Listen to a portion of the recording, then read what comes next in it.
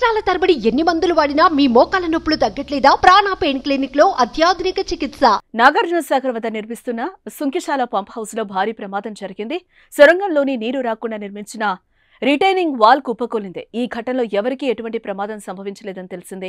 హైదరాబాద్ తాగునీటి అవసరాలు తీర్చడం కోసం నాగార్జున సాగర్ డెడ్ స్టోరేజ్ నుంచి కృష్ణా జలాలను తరలించేందుకు నల్గొండ జిల్లా పెదవూర మండలం సమీపంలో సుంకిశాల పంప్ హౌస్ నిర్మాణం చేపట్టారు.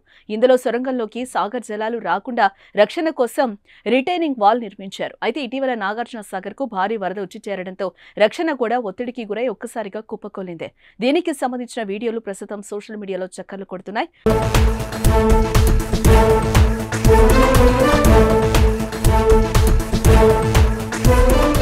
పంప్ హౌస్ నిర్మాణంలో షిఫ్ట్ కు 100 మందికి పైగా 3 షిఫ్టుల్లో కార్మికులు పనిచేస్తూ ఉంటారు. ఘటన జరిగిన సమయంలో కూలీలు షిఫ్ట్ మారడానికి వెళ్లడంతో ఘోర ప్రమాదం తప్పింది. ఈ ప్రమాదం జరిగి దాదాపు వారం దాటినా అధికారులు బయటకి వెల్లడించకపోవటం పలు అనుమానాలకు తావిస్తోంది. ఈ విషయం పట్ల అధికారులపై తీవ్ర విమర్శలు వెల్లువెత్తుతున్నాయి. నిర్మాణ సంస్థ అవగాహన లోపం వల్లే ప్రమాదం జరుగుంటుందని పలు ఆరోపణలొస్తున్నాయి. ప్రమాదం జరగడం వెనుక ఇంజనీర్ల అంచనా లోపమేనన్న అభిప్రాయం వ్యక్తమవుతుంది. వాస్తవానికి నాగార్జున సాగర్లో ఇంత స్థాయిలో నీటి మట్టం ఉండడంతో పాటు లక్షల క్యూసెక్ల వరద వచ్చి చేరుతున్న సమయంలో సొరంగం పూర్తి స్థాయిలో ఓపెన్ చేయకుండా ఉండాల్సిందని పలువురు సూచిస్తున్నారు.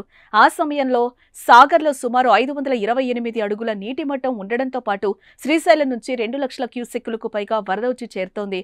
ఈ సమయంలో దాదాపు 462 నుంచి 580 అడుగుల స్థాయిలో ఉండే సొరంగంలో గేట్ అమర్చి పూర్తి స్థాయిలో ఓపెన్ చేయడం వల్లనే జలాల ఒత్తిడికి అవి తాళలేకపోయినట్లుగా తెలుస్తోంది.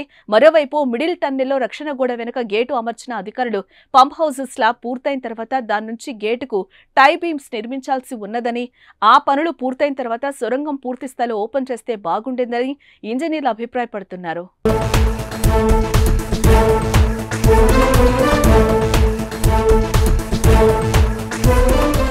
సుమన్ టీవీలో మీ పర్సనల్ అండ్ బిజినెస్ ప్రమోషన్స్ కోసం కింది నెంబర్కి కాంటాక్ట్ చేయండి.